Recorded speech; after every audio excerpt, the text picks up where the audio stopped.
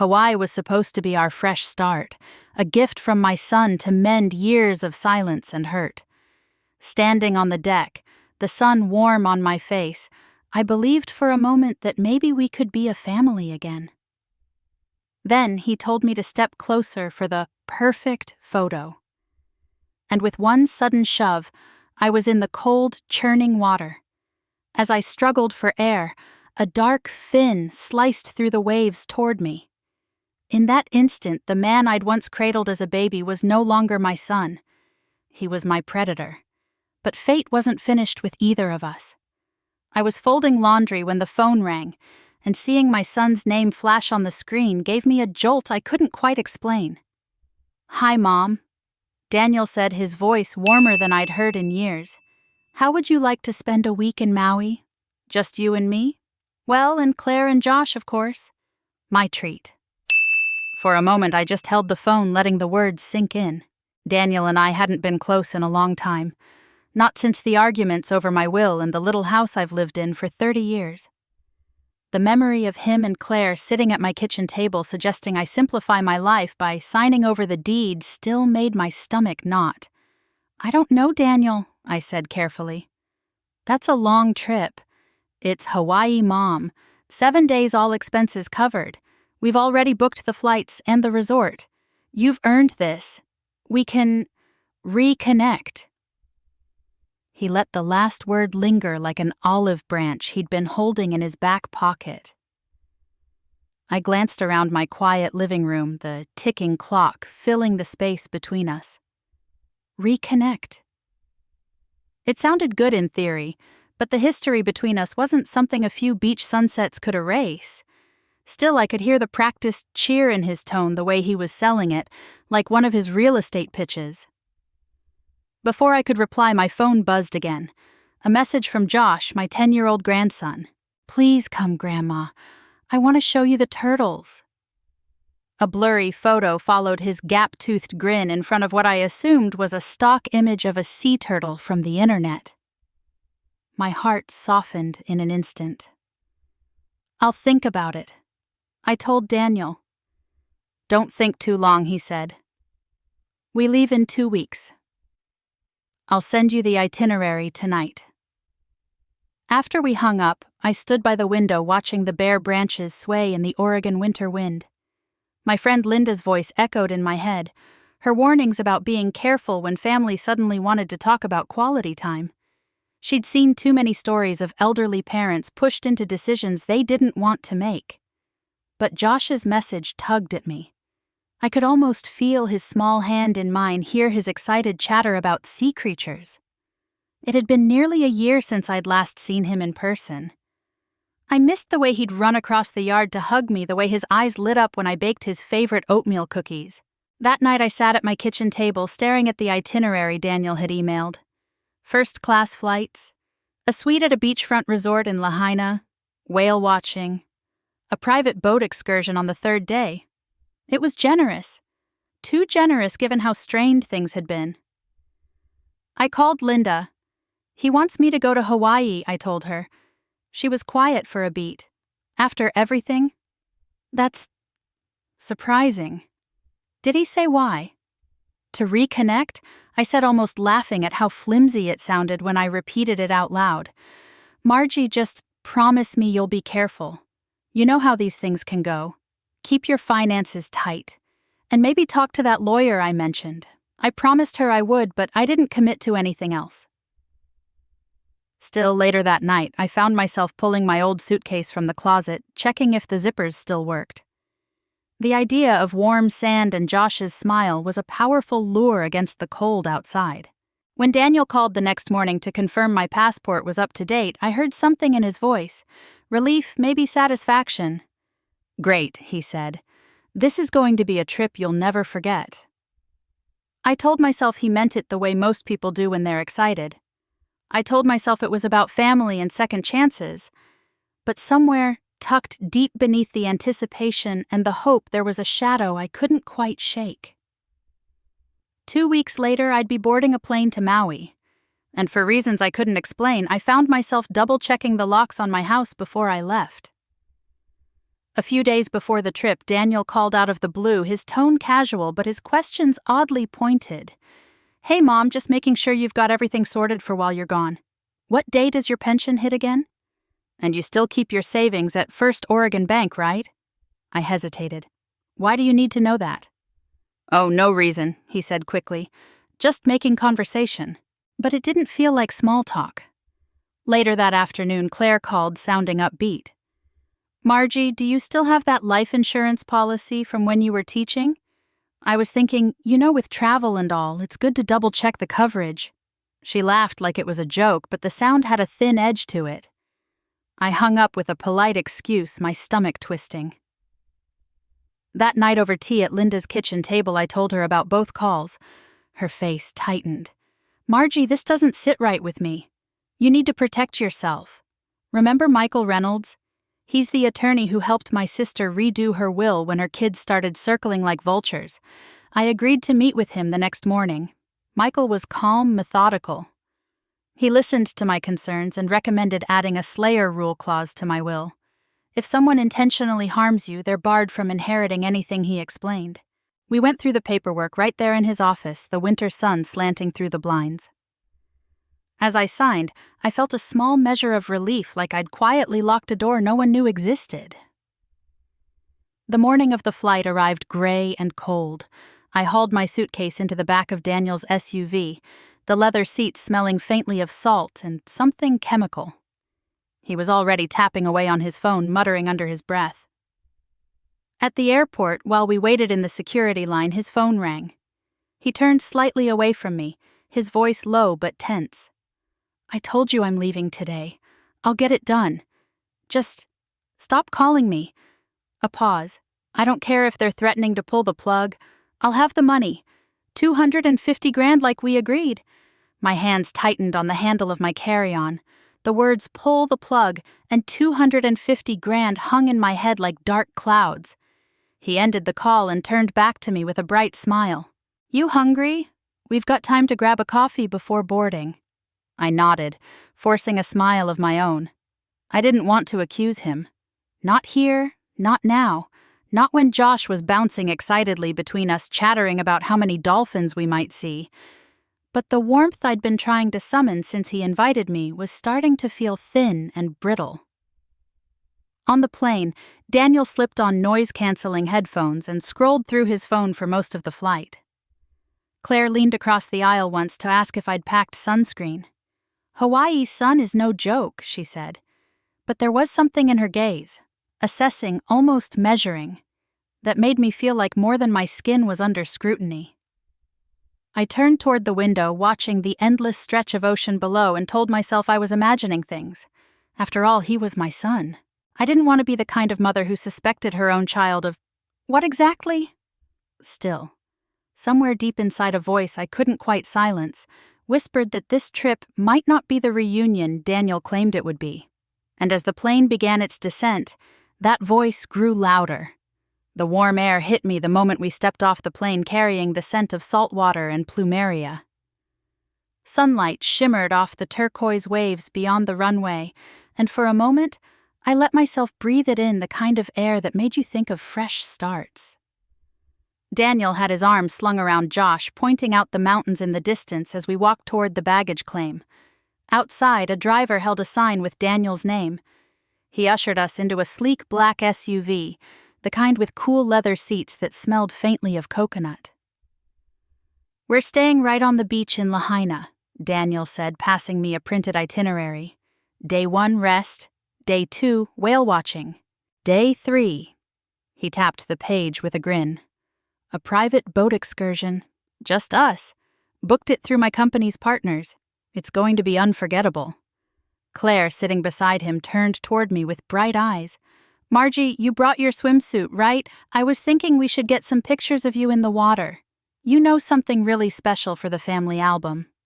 I gave a polite smile, though I couldn't remember the last time I'd worn a swimsuit in public.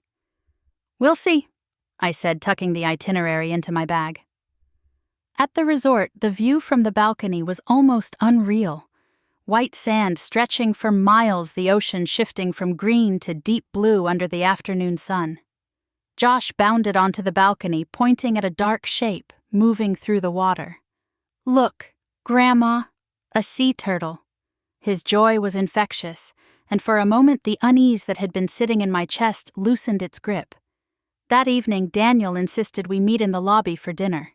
The restaurant overlooked the water lit by strings of soft yellow lights. I listened as they talked about plans for the next few days.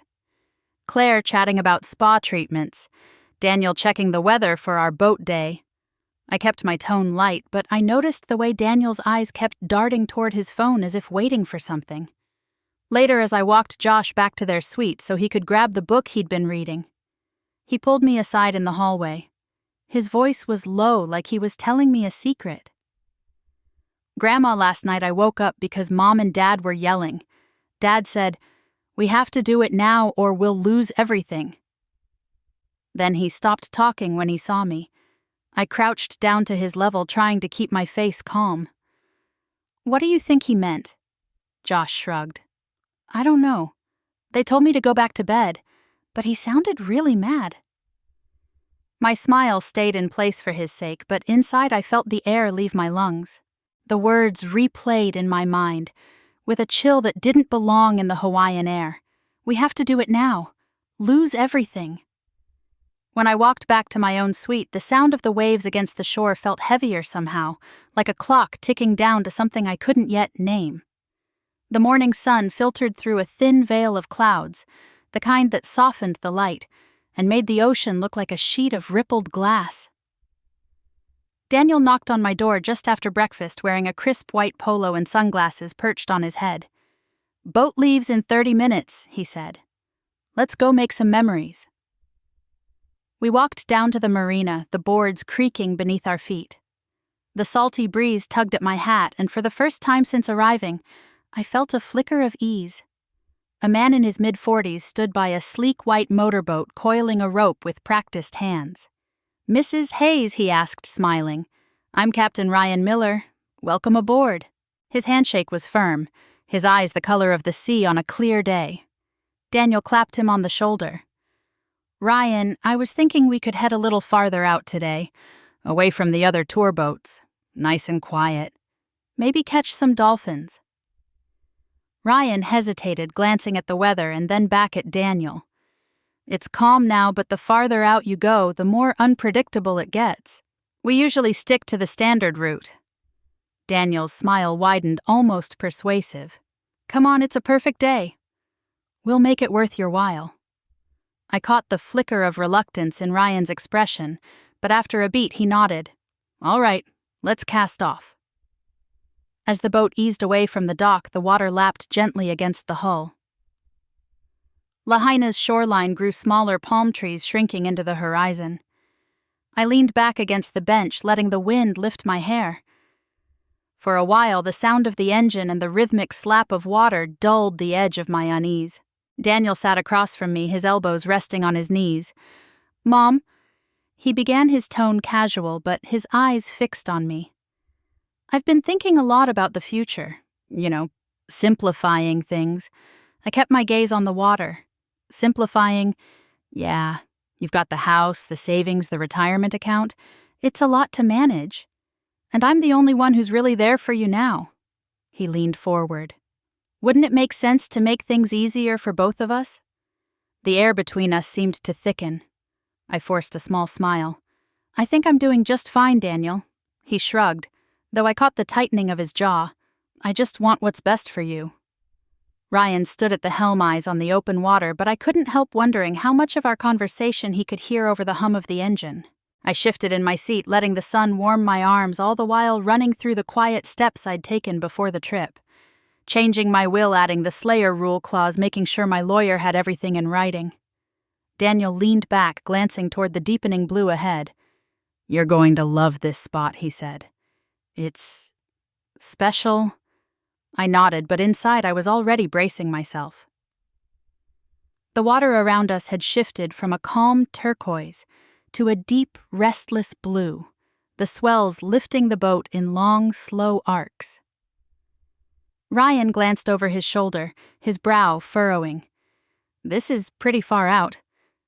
Sometimes we get sharks in these waters, he called above the engine noise. Daniel's face lit up like he'd just heard exactly what he wanted. Perfect, he said. Let's drop anchor here. Maybe we'll get lucky and see one. I sat up straighter. Daniel, I didn't bring a swimsuit. You don't need to swim, he said with a grin. Just stand on the deck. I'll take a great shot of you with the ocean behind you. You'll love it. Something about the way his eyes held mine made my stomach tighten, but I rose anyway, moving toward the bow. The air was cooler out there, the wind sharper. I gripped the rail, glancing down at the rolling water below. The depth was dizzying, the surface shifting to reveal darker shadows beneath. Maybe just a little to the left, Daniel said from behind me, his voice casual. I took half a step, adjusting my footing as the boat rocked. Then, without warning, a hard shove slammed into my back. My breath caught in my throat as my body pitched forward over the rail. The plunge stole everything. Air sound sense. Cold surrounded me, a shocking, heavy cold that punched into my chest. I kicked upward, breaking the surface in a gasp, the boat looming above me. Before I could shout, movement in the water caught my eye. A pale, sleek shape, gliding just beneath the surface, circling. My heart thudded so hard I could feel it in my teeth. I turned in the water, scanning for another shadow, another hint of motion. The salt stung my eyes, the swells lifting and dropping me as I fought to keep my head above water. Somewhere above, the gulls cried sharp and high, but the only sound I could hear clearly was the pounding in my ears. I kicked again, trying to put distance between myself and the dark shape, now sweeping closer, the sunlight glinting off the edge of its dorsal fin before it slipped beneath the waves. I forced myself to kick steadily, not thrash the way Daniel had taught Josh to do in the pool when he was little, the cold gnawed at my muscles, each breath harder to catch. Then, through the chop of the waves, my fingers brushed against something rough and wet, a length of rope, the anchor line trailing loose in the water. I latched onto it with both hands, gripping so tightly my knuckles burned. I glanced up toward the boat. Daniel stood at the rail arms, resting casually on the edge, his expression unreadable. He didn't move, didn't shout to Ryan, didn't toss down the orange life ring that hung a few feet from him. He just looked down at me, his face calm in a way that made my chest go cold for reasons that had nothing to do with the ocean. Help! I called up, my voice breaking. No reaction. The swell lifted me high enough to see Ryan at the helm, his eyes flicking from me to Daniel. He didn't shout either. The engine remained silent, the boat rocking lazily. I swallowed down panic. My best chance wasn't above me. It was somewhere else. I scanned the horizon, turning my head just enough to keep my body afloat, and there it was, a white and blue catamaran maybe 200 yards away, moving steadily in our direction. I let go of the rope with one hand and waved as high as I could, the other arm still locked in place to keep me from slipping under. Hey, over here. My voice tore at my throat, salt water splashing into my mouth. I coughed, gasped, waved again. The catamaran slowed. Figures appeared at its rail, pointing. Moments later, I heard the slap of water against a lowered ladder. A man in a neon shirt shouted, "Hang on! We've got you!" I kicked toward them, my arms heavy, the distance feeling twice as long as it was. Hands reached down, gripping under my arms and hauling me up the metal rungs. The deck felt solid and strange beneath my feet. My legs buckled and someone wrapped a towel around my shoulders. My teeth chattered so hard my jaw ached, my lips numb and trembling. From the corner of my eye, I saw Daniel's boat drifting closer. Ryan's face fixed in an expression of bland concern. "She slipped," he said to no one in particular, his voice carrying just enough for me to hear. But Daniel's eyes, those told the truth. They slid away from mine the instant I looked at him. A tiny, almost imperceptible flicker of something like irritation. Not relief, not guilt. Something colder. I pulled the towel tighter and kept my gaze on the horizon, the warm air doing little to quiet the shaking in my bones. The catamaran eased into the harbor, its engines humming low as we approached the pier. A Coast Guard vessel was already waiting, 2 officers stepping onto the dock as soon as we tied up. One of them, a tall woman with sun-streaked hair tucked under her cap, introduced herself as Petty Officer Morales. Her eyes were sharp, scanning me from head to toe before she asked, "Ma'am, can you walk us through what happened?" I pulled the towel tighter around my shoulders. "Not here. And not with my son around," I said quietly. She exchanged a look with her partner, then nodded. "We can keep the details confidential." They guided me to their boat's small cabin where the air smelled faintly of diesel and salt. I told them the bare bones. How I'd ended up in the water, how the push hadn't been accidental. Morales listened without interrupting, her jaw tightening. She scribbled a few notes, then closed her notebook with a snap. A shadow moved in the doorway, and a woman in plain clothes stepped inside. She had dark hair pulled into a low ponytail and carried herself with the easy authority of someone used to making people talk. "Detective Laura Bennett, Maui County PD," she said, extending her hand. "The Coast Guard called me in. I'd like to hear your account directly." Her gaze was steady, almost too steady, as I recounted the morning again. When I finished, she leaned back in her chair. "If you're willing, we can open a quiet investigation. No alerts to your son unless we have to. That means you keep your cards close. No confronting him, no hints." "That's exactly what I want," I said. Bennett nodded once. "I'll have a contact check in with you daily, and if anything changes, you call me day or night."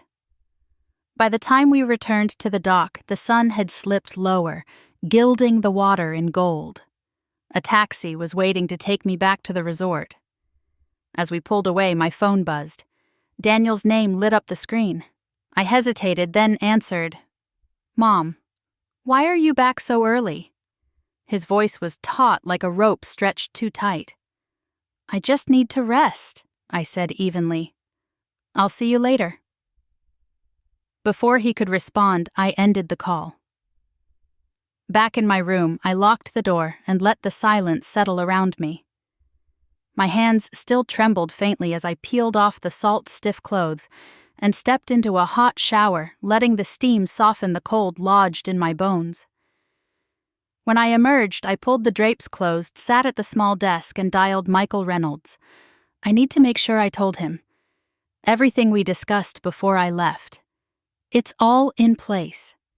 His voice was calm, deliberate. Every document is filed. Every clause is airtight. No one can touch what's yours unless you allow it.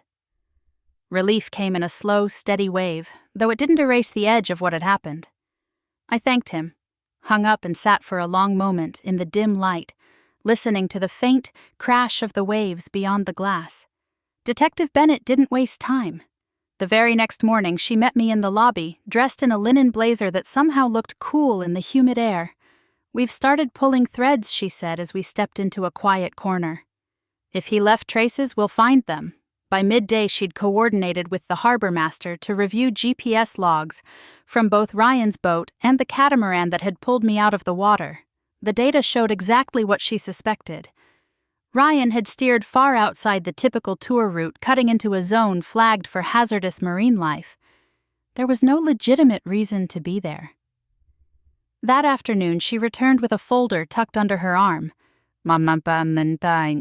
"We spoke to Ryan," she said, lowering her voice. "He admitted Daniel requested the detour. Said Daniel told him he wanted a more private experience." I swallowed hard. "Did Ryan say why he agreed?" "He claims he didn't think it was dangerous," she replied.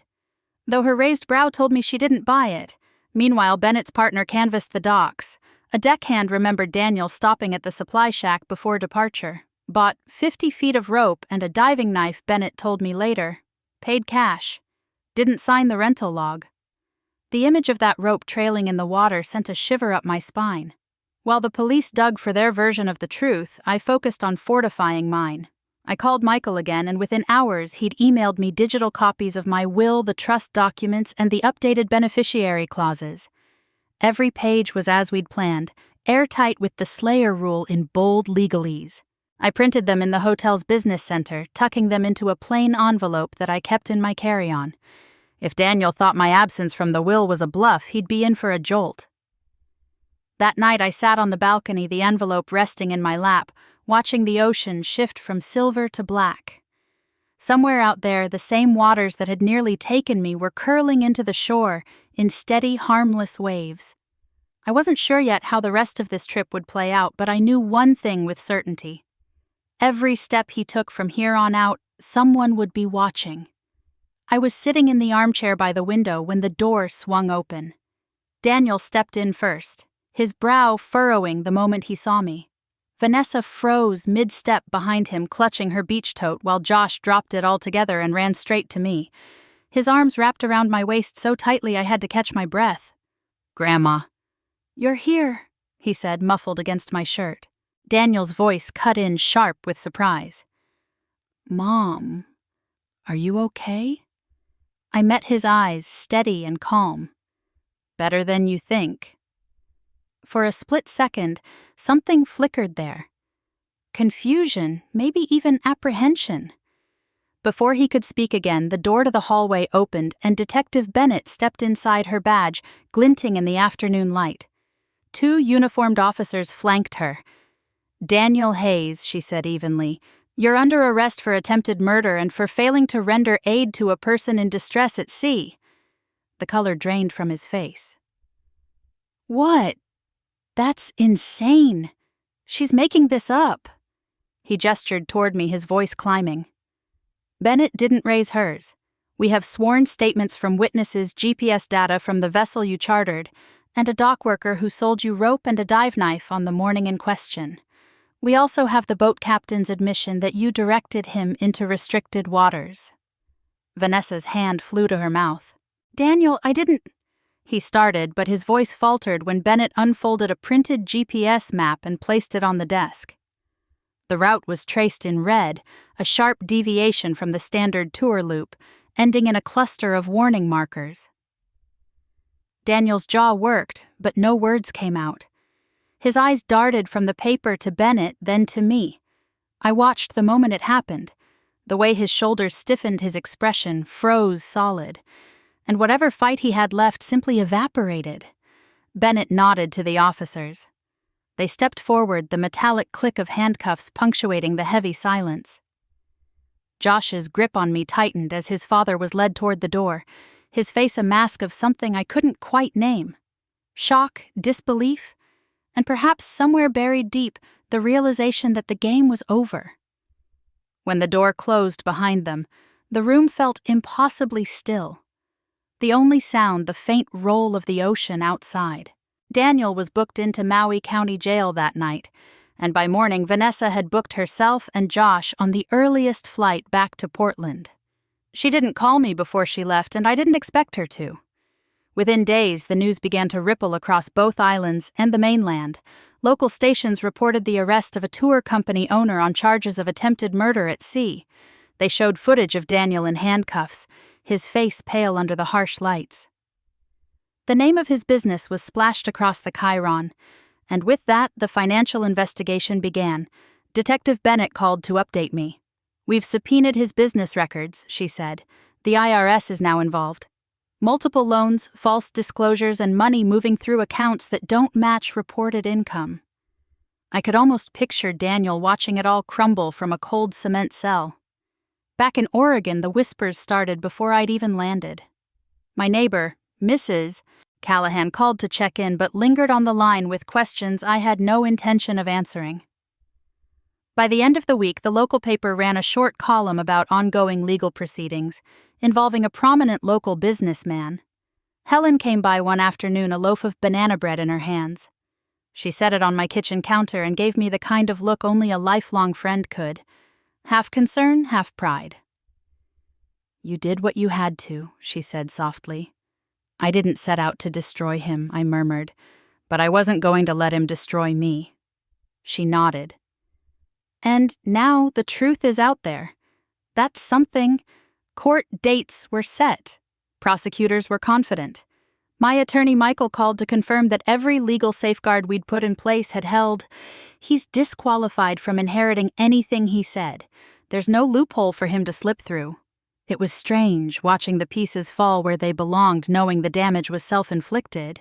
I spent more time on my porch that week sipping tea in the crisp Oregon air, letting the quiet sink into my bones. The life I had before Hawaii wasn't coming back exactly as it was, but for the first time in a long while I felt it might be something better. A month after I returned from Hawaii, I stood on the pier where my life had nearly ended. The morning air carried the briny scent of the Pacific, and the rhythmic lap of waves against the dock seemed calmer, now almost forgiving. Members of the rescue crew who had pulled me from the water that day were gathered in a small semicircle, their orange jackets bright against the steel-blue sea. I shook each hand, looking them in the eye. "You didn't just save my life," I told them. "You saved my future." Captain Harris, a broad-shouldered man with sun-leathered skin, smiled. "Ma'am, we just did our job. But I'm glad to see you standing here." From my tote, I pulled out a folder and handed it to the coordinator.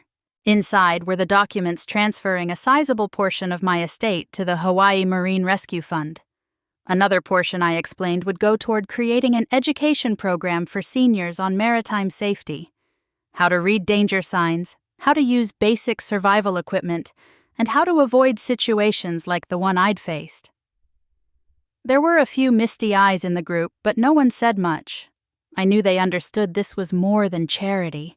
It was a way of closing a chapter. A week later, an envelope arrived in my mailbox. The handwriting was uneven, as if the writer had pressed too hard. "Dear Grandma, I'm sorry for everything that happened. I didn't know the truth until it was too late. I promise to write and call more often. I want you in my life. Love." I read it twice before setting it down. It wasn't a full repair, but it was a start. I wrote back that same evening telling him I loved him too and that I'd always answer when he called. As for Daniel, the trial date was set for the fall. His assets were frozen, his company shuttered, and every whisper in town painted him as the man who threw his own mother into shark-infested waters. The irony wasn't lost on me. He had tried to take everything, and instead he was left with nothing. Karma has a way of finding its path even across the open sea. When I finally stepped back into my home in Eugene, the quiet felt different. It wasn't the lonely kind of quiet I'd carried for years. It was the kind that fills a space when the chaos has finally moved on. I set my suitcase down by the door and inhaled the familiar scent of cedar from the old bookcase in the living room. Over the next few days, I moved through my home with fresh eyes. I opened closets, sorted drawers, and let go of things I no longer needed. It wasn't just about tidying, it was about claiming my space again. In the den, I found an empty stretch of wall above my desk and hung a framed photograph of the Hawaiian coast. It wasn't the stretch of ocean where I'd fought to survive. It was a calmer view taken from the safety of the shore. I wanted it there not as a reminder of fear, but of the strength that surfaced when I needed it most. Neighbors stopped by with casseroles, pies, and polite curiosity. Some tiptoed around the topic. Others dove straight in, asking if it was true what they'd read in the paper. I answered only what I felt comfortable sharing. The details, the pain. That was mine to keep. Michael called to confirm the last of the legal paperwork. "Everything's locked down," he said. "No appeals, no inheritance rights. He has nothing to gain now." His voice carried a note of finality, the kind that closes a door. One afternoon, Josh called. His voice was soft, a little unsure. "Grandma, I'm glad you're home. I was thinking, maybe I could visit this summer." I smiled into the receiver. "I'd like that, Josh. We'll make plans." Weeks passed, and the rhythm of life began to settle. Morning walks, coffee with Helen, afternoons tending the small garden out back. I didn't check the news about Daniel's case anymore. I didn't need to. Whatever the court decided, the real sentence had already been handed down. The loss of trust, of family, of the future he thought he could take. On a warm June evening, I sat on the porch watching the sun slip behind the pines and thought about everything that had happened. The betrayal still hurt, but it no longer defined me. I'd learned something vital: self-preservation isn't selfish. It's survival.